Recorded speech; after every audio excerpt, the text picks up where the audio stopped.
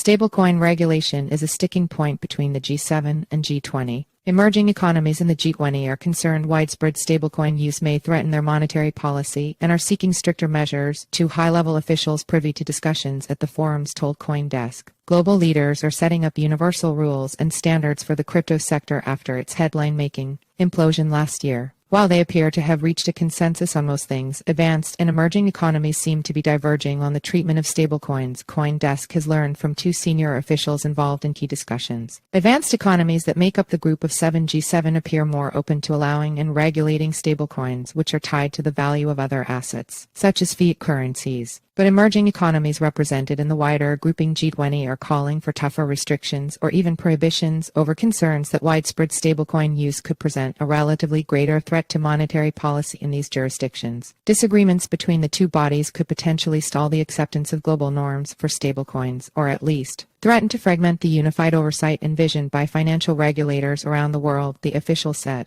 However, as the FSB also points out, its standards allow countries some flexibility in implementing the rules according to their varying needs, the officials added. I don't personally think the introduction of crypto assets or stablecoins could seriously or adversely affect the macroeconomy or impact monetary policy of the US, Euro area, or Japan. But macro-financial implications are much more significant in emerging markets, said Toshiyuki Miyoshi, Deputy Director General of the Supervision Bureau at Japan's Financial Services Agency, which is also part of the nation's G7 presidential efforts in shaping global crypto rules. With regards to stablecoins, advanced economies don't have any worries, but emerging economies have major concerns, said a senior official of the G20 not authorized to speak on the matter publicly. Stablecoin regulation is a point of difference. Global regulators sprung into action after the collapse of the Terra USD stablecoin in May 2022 caused nearly $60 billion to evaporate from markets, even though some regulators have said such implosions in crypto have had no direct impact on broader financial stability. Global norms. The two groupings of nations have committed to taking the lead on framing globally coordinated norms for crypto.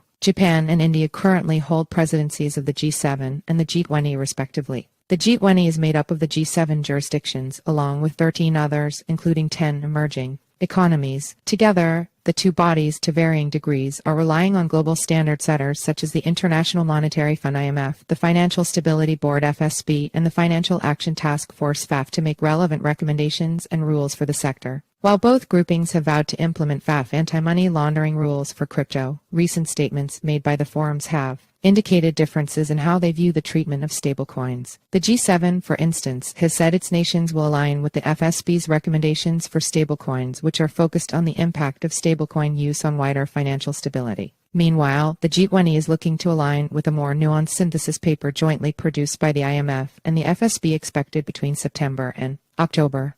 Two approaches. The G7 and the G20 have indicated different degrees of commitment towards framing global crypto policy. The G7 has pushed for tighter norms and signaled its commitment to implementing the FSB's norms for regulating crypto assets and the IMF's recommendations on central bank digital currencies (CBDCs). The FSB's individual recommendations for regulating crypto and stablecoins are expected in July 2023. We, the G7, strongly support the finalization of the FSB's two sets of high-level recommendations, one on crypto asset activities and markets, and the other on stablecoin arrangements, Miyoshi said. India, meanwhile, used its agenda-setting power as G20 president to bring in the IMF to lead consultations as the FSB, the de facto leader of framing global crypto rules, was seen to align more with the U.S. India's actions may reflect a desire to not alienate its old ally Russia following the invasion of Ukraine by allowing the FSB to shape critical financial policy, CoinDesk reported earlier, citing a policy consultant to India's finance ministry. Miyoshi said the FSB's recommendations, which focus more on financial stability and regulatory issues, will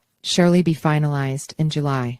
The IMF, meanwhile, is trying to see the crypto asset phenomena from the perspective of macro-financial implications and not just financial stability, he said, adding there may be some time for further discussion on the macro-financial part that the IMF and FSB are jointly looking at. The IMF-FSB synthesis paper is also focused on crypto's implications for monetary policy, capital flows, international monetary system, or tax revenues, Miyoshi added. Concerns of emerging economies. Emerging economies are concerned about stablecoins because of their potential impact on the effectiveness of monetary policy if widely used, according to Miyoshi. Monetary policies are measures set by a country's central bank to control the supply of money in the economy and achieve growth. If, for example, USD-denominated stablecoins were introduced and began circulating in very small emerging markets, that could hurt the effectiveness of their monetary policy or make capital flows in those nations more volatile, Miyoshi said. He added that it's hard to imagine that the dollar or euro could be replaced by a stablecoin if it circulated in G7 jurisdictions, which include the US, UK, Canada, and Japan. But in developing economies where monetary policy or foreign exchange regimes are not robust, the risk of currency substitution exists, Miyoshi said. If stablecoins become widespread in emerging economies, it could also impact the effectiveness of their tax collection and revenue, Miyoshi and the G-20 official said.